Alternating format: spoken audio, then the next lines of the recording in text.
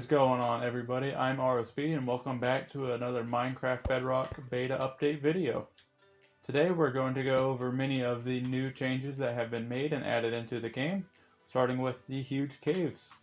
Look at the size of this cave. I can't believe I randomly found this giant cave. I don't know why it's quite square like this, but we're just gonna go with it, okay? So let's take a look at these new generation and see what all they have added into this. In the middle of making all of these giant square holes, I've come across this little peephole that actually gives me a way into the actual new caves that have been added into beta. Check this out, look at the awesome generation that we have now. We still don't have any of the deep slate variants that has been added into this, but we do now have ores that are now generating down below Y level 0, along with many other things. Most of the generation looks fairly complete, and you really do have to just go exploring a lot to find a wide variety of all of the different types of caves that there are.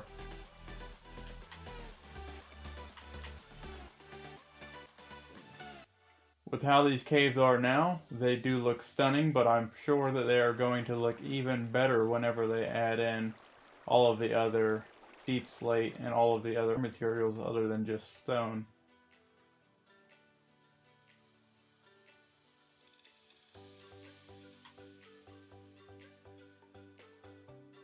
If you fly throughout one of these things, you can see that these caves just go on forever.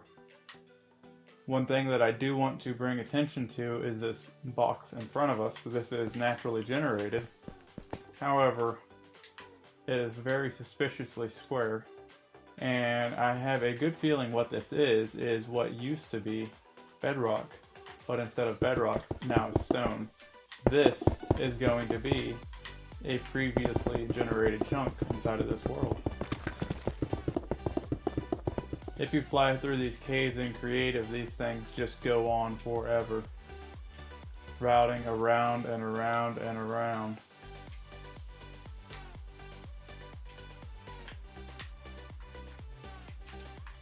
And there are so many cool things to explore and find in these things.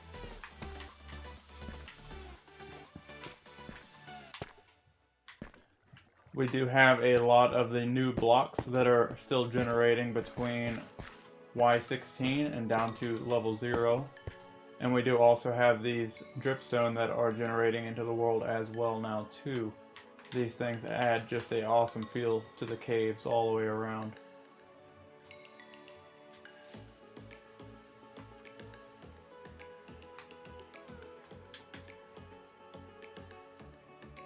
And this is kind of like the mountain update as well. If you watch that video where I went over that, it kind of doesn't do it justice. This is just one of these things that you're just going to have to see in person to get the real feel of what I'm actually experiencing. Now that being said, this is all going to be fairly dark in here. I do have the night vision set on to where we can get a really good clear look of these caves.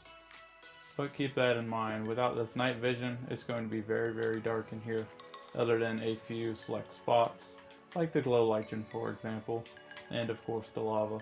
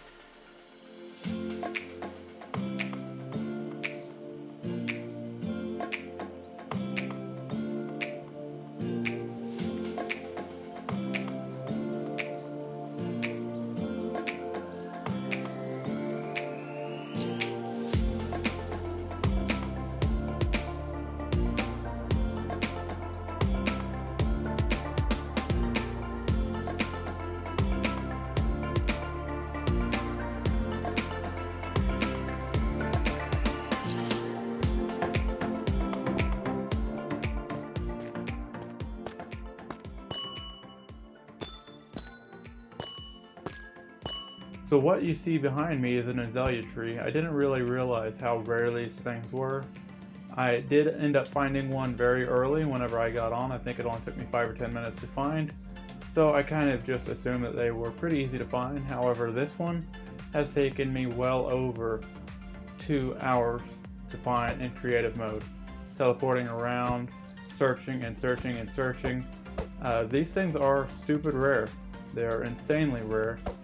And it took me a very long time to find this thing. So with that being said, let's go ahead and explore it. This azalea tree, if you are unfamiliar, should lead us down directly into a lush cave biome. So let's check it out.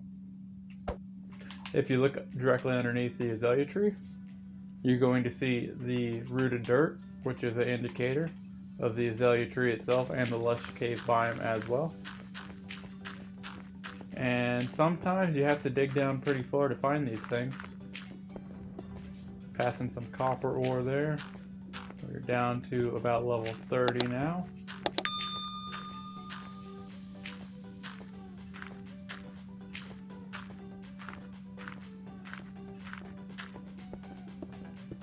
And now we're getting into the lush cave biome. And to say that these things are rare, like I said, that is a huge understatement. Let's check it out and take a look. They have really done an incredible job adding all of this into the Bedrock, and it really changes the whole perspective of what a cave should be inside of Minecraft, really. You know, when I first heard the... Oh, I didn't even realize that we were underwater. Look how clear this is. With the last update that came in, they did a lot of clarity changes for the quality of life updates for the Bedrock, and it's incredible how clear it is, especially underwater caverns now. It's supposed to match the Java version of the game as well, so that's really cool. And let's take a look down here. You can see the lush cave kind of carries on around through here. But what I was saying is, it's incredible to see how they just implemented this into the game, and how it's really just changed what Minecraft is going to be forever. The cave update in general, the cliffs update in general. You know, when I first heard that they were actually going to do it, I figured that they were just going to change, you know, maybe the shape of caves and stuff like that. But I never in a million years thought that anything like this would ever come from it. I just figured that it would be a very small update and just, you know, little tweaks here and there to make things better. But this is absolutely outstanding.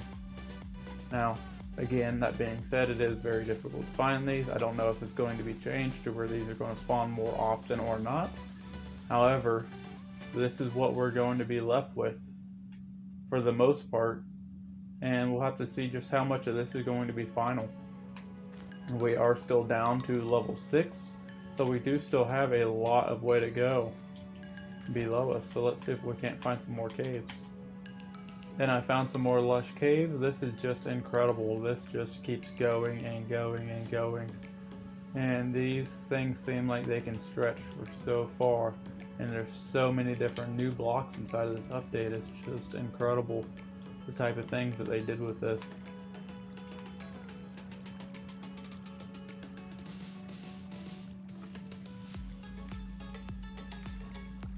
And then this lush cave just seems to wrap around as well.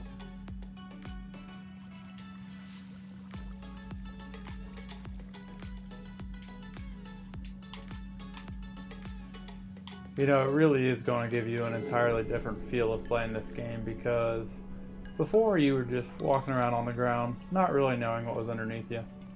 But it's like now, to think that you could literally fit a city underneath of where you're standing in Minecraft, or underneath of where you're building in Minecraft, and to have all of these different areas underneath you. I mean, you could literally build a city down here if you would like. There's so much extra room. And here's another part of the lush cave here where it opens up, and man, this is just, it's breathtaking. Like, to see this in Minecraft is just surreal. And again, I know that you've probably watched many other update videos but it really doesn't do it justice when you're watching it. You really have to play this firsthand. You really have to see what's going on in the game and be able to feel it with your keyboard or controller to really get the full experience of this. And I can't wait for so many of you guys to really experience that once this update drops. And the lush cave just keeps going and going and going. And you will also find axolotls that are spawning down inside of here as well, along with many other things that are going to spawn down here. You can see we have some flowering azalea trees that are just here spawned on the moss, regular azalea trees, moss blocks, glowberries, all kinds of things are down here. And it just adds so much more characteristics to Minecraft in general. Now, one thing that you might notice is we don't have any of the deep slate that's generating down below Y level 0 yet. However, I'm sure that's going to be next after they got all of this cave generation done, and the cave generation is being perfected on here, which, I mean, perfection, how can it get any better than this? Realistically, I mean, this is absolutely insane. And again, it just keeps going and going and going. And I think what they were really aiming for is to be able to fly through here with an elytra. And I really think that they nailed that. Got some diamonds there, diamonds there.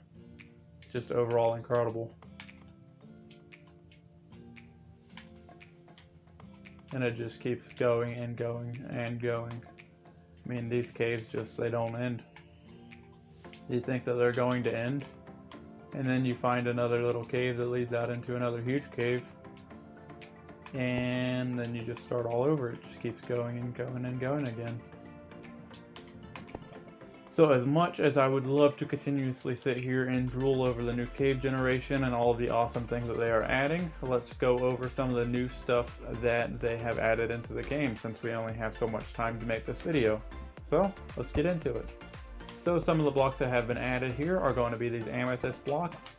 And we have two different variations of these amethysts. We have the regular, and as you can see, or hear, it actually makes quite the noise whenever we put it down. It's kind of like a little xylophone noise. And then we also have the budding amethyst. So these budding amethysts are actually going to be the block that puts out these amethyst shards. And these amethyst shards will grow from these budding blocks from these exposed areas. These budding amethysts, the cracked ones here, are only going to be the ones that can grow these shards. And they will only protrude from these visible cracked areas. As you can see on the side here, we have the amethyst that is coming out of the side here, and then we have some that's coming out of the top there as well. And these are, of course, staggered, having the regular amethyst, and then the budding amethyst, regular amethyst, and then the budding amethyst as well. There are 4 different growth stages of these amethyst crystals, and the ones that you can harvest are going to be these large amethysts. If you break anything from this size and smaller, you are not going to get any kind of drops. One thing with these amethyst block, if you place down the amethyst block on a regular piston, you are able to push it. If you place them down on a sticky piston, you are able to push this, and then you are able to also retract that and pull the amethyst block back down using the sticky piston. Now if you do this with the budding amethyst, place it down on top of this piston, and then you turn it on, the block completely disappears, and as of right now there is no breaking texture or anything of that sort. I'm sure that's going to be added, and the same thing goes with the sticky piston as well. It's going to constantly break it. If you use a amethyst block and a budding amethyst block on top, the same thing's going to happen. It's going to push the regular amethyst block, but it's still going to break that budding amethyst block almost immediately. With that being said, these are not meant to be moved at all, and this is the way that the characteristic of this block is supposed to be. These are supposed to be staying inside of the amethyst geode, and there's going to be no way to move these, and they're going to be pretty comparable to a mob spawner. You kind of have to come to them and make a farm around them, and not bring them to you. So keep that in mind if you ever plan on farming these things. Alright, let's switch it back into survival here, and we're going to do a little bit of experimenting here. So what we want to do is take this amethyst cluster here, and we're going to break these starting from the smallest to the largest with a regular pickaxe and see what happens. The smallest one here, we're going to break that, and we're not going to get any drops. Break this bigger one here, still no drops. Break this one here, still no drops. Break the larger one, and we are going to pick up 4 different shards. We'll go ahead and plant 4 more of these, since we know, actually we'll plant 5 more, since we know that we can now get shards from these. And let's see here, we're going to get 8 there, 12 here, 16 there, 20 there, and 24 there. So every time we break this with a regular pickaxe, we are going to get 4 shards every time that we break it. So let's place some more down and see if the Fortune 3 enchantment has any different effect on it. So let's go ahead and break this. And we got 31 there. Let me go ahead and throw these away so they're not confusing us, but that's definitely not a multiple of 4. So let's see what we pick up here. We got 7 there from that 1 shard. 14 there, so 7 more. 21. And 28. So Fortune is definitely the way to go with these. And as you can see, breaking these small ones, even with the Fortune, we're not going to be able to harvest anything unless we have a fully grown amethyst cluster. Another thing to note is if you use these for a floor, you can play music, which is another really cool addition to the game. If you ask me, we can have some musical flooring. With that being said, does it work if we place down carpet? That's the real test here.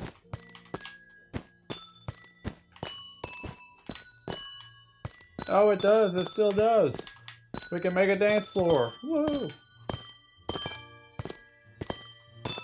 Okay, sorry. Got a little distracted there. Okay, let's move on. One last note with these. If you have 4 different shards of the amethyst, you can go over here to a crafting table and put them together and make amethyst blocks as well, so these can be crafted. However, these are going to be just a regular amethyst block. It's not going to be the budding blocks. As I said before, the budding blocks have to naturally generate, and you will not be able to make these or move these.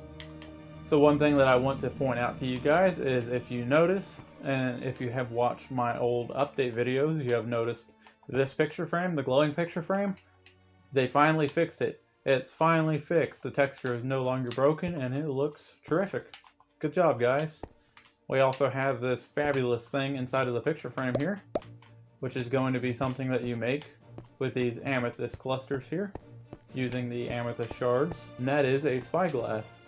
This is a really neat feature that they've added in. There's lots of people that use Optifine and a zoom function on it. However, I'm not one of those people, and I am more than open to being able to see diamonds from across the map. That is pretty awesome. There's no way I'd ever be able to see those, mainly in part because I'm blind. However, to be able to zoom in, especially if you're out and about, up on top of the world, walking around and trying to look around and explore, this is a really cool thing to have into the game. So good job on that, guys. Some of the new blocks that have been added are going to be tuft, which is this gray block here on the left. Then we're going to have the calcite in the middle, which is this wonderful looking white block. I think this is just an incredible block here, and that's going to add a really nice variation of white block that we can use. Kind of like some of the more experienced builders will use snow in their builds. I think that this is going to really give us another block that we can use inside of our arsenal of building supplies. And I really look forward to seeing a lot of the builds that are going to come from these really new cool blocks. And then we also have the smooth basalt as well. However, the smooth basalt is going to be inside of the overworld now, so you don't have to get all of your basalt from the nether. We're going to have this smooth basalt naturally generating inside of the world as well. I know most of these are going to encase the geodes that you find. However, I'm not sure how these are all going to be implemented into the actual world generation, so we're going to have to wait and see how they do that, or if they do that. I do look for some of these to be naturally generated inside of some of the caves, down below Y level 0. And hopefully they go ahead and implement those so that way it adds just more characteristic to the caves in general. With the tough, the calcite, and also the smooth basalt, there has not been any functionality added into the stonecutter as of yet. I don't know if they're going to have any functionality added into it in the future. I'm sure that they will have some sort of functionality added. However, we'll have to wait and see on that to see if anything comes from it. So moving on over to the right here, we have some really cool blocks that they have added, and I'm definitely a fan of it for sure. I think a lot of these are going to make some really cool flooring blocks and maybe even some really cool path blocks as well. The reason for these blocks is really a cool thing that they've added. Nothing like they've ever added in the past before. However, they've never really had the circumstances in order to require these in the past before either. This to the left is going to be a block of raw gold. This in the dead center is going to be a block of raw copper. And this to the far right is going to be a block of raw iron. So you might be wondering, we already have blocks of gold, copper, iron. We already have the ingots of that variation as well. Why do we need these? Well, the short and easy answer for these is going to be for the ores here. We have multiple different types of gold here. Now this does not include the nether here. This nether ore is just here for demonstration purposes. However, this is going to include the stone variation and the deep slate variation of the gold, as well as the stone and deep slate variation of the rest of these three. And the reason being is if you are here and you are out mining and you mine this and you mine this, whenever you mine it, the stone variation is going to drop this raw gold. It's not going to drop any kind of raw ingots anymore. It's just going to drop this one single piece of raw gold. If you mine the same thing for the deep slate, it's going to also drop the same raw gold, just like that. The nice thing with this is you can go ahead and use your fortune pick, and this is going to apply fortune to these. Now in this update, it has only dropped one, and it has continuously done this through various testing for me. Every time I break one, even with the fortune, it's going to drop just one. However, it has been verified that these are going to be able to be used fortune with, and you are going to be able to get more than one. So I look for this to be a bug that they're going to be fixing hopefully soon in different updates. And then of course with the nether, you're still going to get the same regular gold nuggets that you got before.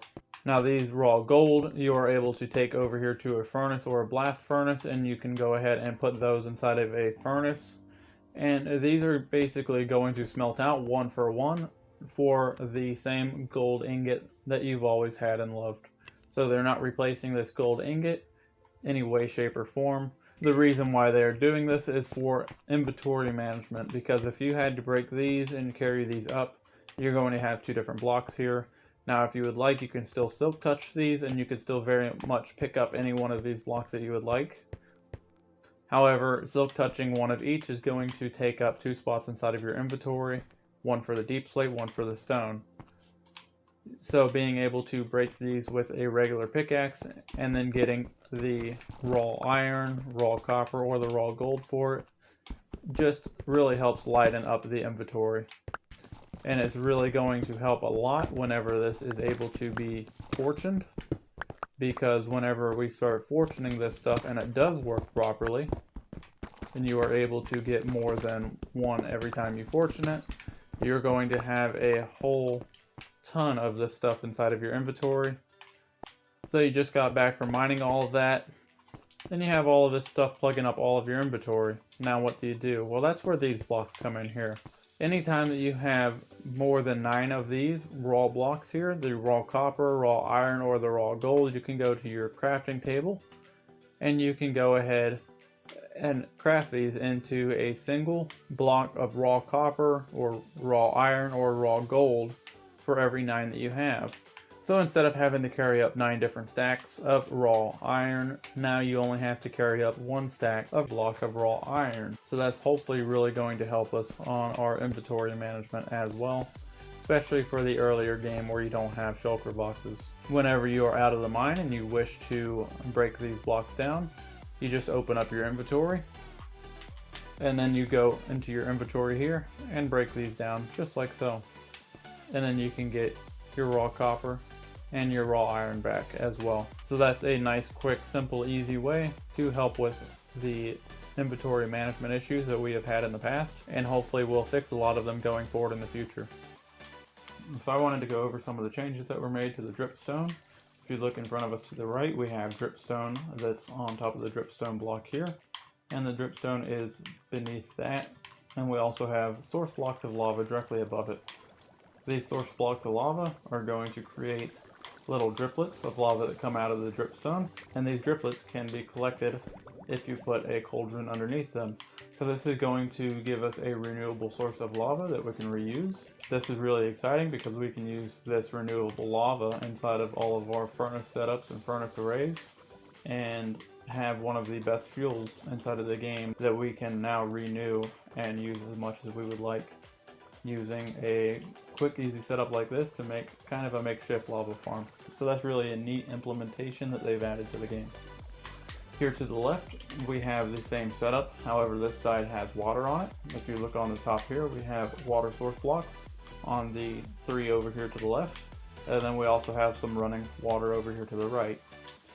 This drips water down, and this water can then be collected inside of the cauldron directly below it as well, just like the lava. However, unlike the lava, this does not have to have the source blocks of water on top of it. It can just have a flowing water. However, in order for this to be collected, it does have to have at least flowing water on top of it or source water on top of it. That being said, if you look at the dripstone with the water above it, the dripstone is going to drip at a much higher rate if you have water above it. However, if there is no water above the dripstone, it will still drip water droplets, just not nearly as much as it would with the water on top of it. So keep that in mind if you're trying to collect water. Make sure that you have water source blocks, or at least a water stream above it. That way you can actually have the water come down and be collected into your cauldrons as well. So with this update, a change has been made to the pointed dripstone, and that is if you have a source block of water above it, then it's going to drip down, and if the block is within 10 blocks from the pointed dripstone above, it's going to start growing new pointed dripstone up, and it will also start growing the previous dripstone on top downwards. So the water source block here will constantly make this grow down, and it will also make this grow up here as long as this is at least 10 blocks away from the pointed dripstone, to a point to where they will eventually connect after they grow so much. I do have this sped up to be able to show you guys this using my random tick speed up to 4096, which is basically going to make this happen a whole lot faster. However, that being said, keep in mind that this is a very slow process and it's not something that happens very quickly. The block on the bottom can be stone, pointed dripstone, it can be a whole bunch of different materials. It does not have to be the actual dripstone block in order for this to have the growth occur on it. You can see this block here just grew a little bit longer. However, keep in mind, this is only going to happen with the blocks that have water source blocks above them. If you have running water above them, then the pointed dripstone will never grow. It has to have the source block directly above it. This is going to be one of the only ways to get your dripstone to grow. If you have not watched my last update video, then I will go over this really quick. If you place down a dripstone block and try to bone mill it, you cannot bone mill it. If you place down a pointed dripstone on top of that dripstone block and try to bone mill it, you cannot bone mill it. The only way that you're going to be able to have this grown is to have more pointed dripstone, and you're going to have to tower this up, kind of like you would with scaffolding, in order to make this grow into a taller pointed dripstone. And then once you break this, all of the pointed dripstone will fall down, just like scaffolding would as well. As you can see above and below, we have our first sprout that is now starting to grow from the water dripping down on top of it. And we also have these 3 on top that are continuing to grow down. However, if you notice these 2 that only have the flowing water above them, these are not growing down at all, and they will not grow down because there is not a source block of water above them. So keep this in mind if you are planning on trying to farm any of this pointed dripstone. If you break the pointed dripstone at the very top or the very bottom, then you're going to completely remove the entire dripstone. However, if you break it here, the piece below will go down to another skeg of dripstone, and the rest of this dripstone will drop as items. Forgive the lag because the tick speed going up does make the game a little bit more laggy, as you can see. However, I figured that this was definitely worth going over inside of this update video. Let's move on. And last but not least, we have black glass. This is probably one of my favorite parts of this whole update that we are getting throughout the Minecraft 1.17 and now Minecraft 1.18 updates is going to be this black glass. And it just looks so phenomenal, and me being a farm builder and also a redstoner, you can just see how much I'm going to love building with this. And it's also going to be really, really good for the builders as well. And you might be wondering, Artist Built, why are you so excited for black glass? We've had black glass for ages inside of Minecraft, and the ability to dye glass to actually all different kinds of colors, not just black. Well, the reason why I'm so enthralled with this black glass, the reason why I love this black glass so much,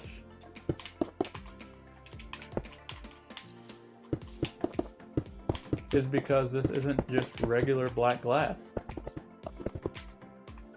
And of course it looks regular, other than the little tiny glare that we have on it, the little difference in texture here. And it really doesn't look that much different, huh? It looks kind of like a greenhouse. But let me go ahead and turn off my night vision. Alright, so now that I don't have night vision anymore, can you see a difference? Let me just close this up. Now can you see a difference? How awesome is this?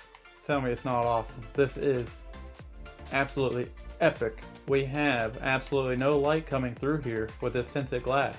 We can make totally transparent mob farms. We can make buildings that have darkness inside of them. We can add so many different things. We can make buildings with windows that have no natural light coming into them. We can make so many different things with these, and it is absolutely awesome. The only thing that could make this stained glass better is going to be the candles that are going to be added. Unfortunately, we don't have candles yet, so you guys are just going to have to deal with some sea pickles and maybe some torches until we get the candles added into the game, of course. Only a short while. You can see from the outside just how dark it is in there. This is going to be such a cool thing to add to farms, to be able to look in farms and see what exactly is going on without having to worry about if light's going to be getting into the farm and ruining all of your spawn rates. So I am very, very excited about that, and I just can't wait to have this as an option to build with. So if you have not heard, we are going to have the 1.17 update split into 2 different updates. We're going to have the 1.17 update released later this year, about mid-year, and that's going to contain a lot of the blocks and some of the mobs and things like that that we're going to have inside of the gameplay. And then we are going to also have the 1.18, which is going to be released this year as well, but it's going to be released around the holiday times, around December. That's going to give them time to really get the cave generation and things like that implemented into the game to where they're not going to have nearly as many bugs, and they're going to put out a really awesome final product. And from covering these update videos, I have really gotten a first-hand look at how amazing these updates are going to be, and I stand with them when I say take your time, get it right, and it really shows that Mojang really cares about their players and the people that's buying their game. And it also shows that Mojang also cares about their staff and their workers that are working hard to put this out, because one of their comments on this was that they don't want to overwork their people, and I think that's very respectable from a employer standpoint, because that's something that you just really don't find in a employer anymore nowadays. So with that being said, my hat's off to you, Mojang. Keep doing what you're doing. I hope that you guys really enjoyed this update video. I'm sorry that the update videos has been a little late as of lately. I have been sick and I am feeling better, but I have taken a little bit of time off to get feeling better and to spend with the family as well. And I look forward to getting back into making regular videos for you guys. Sorry I'm a little behind on the update videos, and I know that you guys probably got the information elsewhere. However, that's fine. I'm going to continue to cover it and to continue keeping you guys updated on all of these new and awesome things coming from Mojang. I really hope that you guys enjoyed watching, and I will see you guys next time. Bye!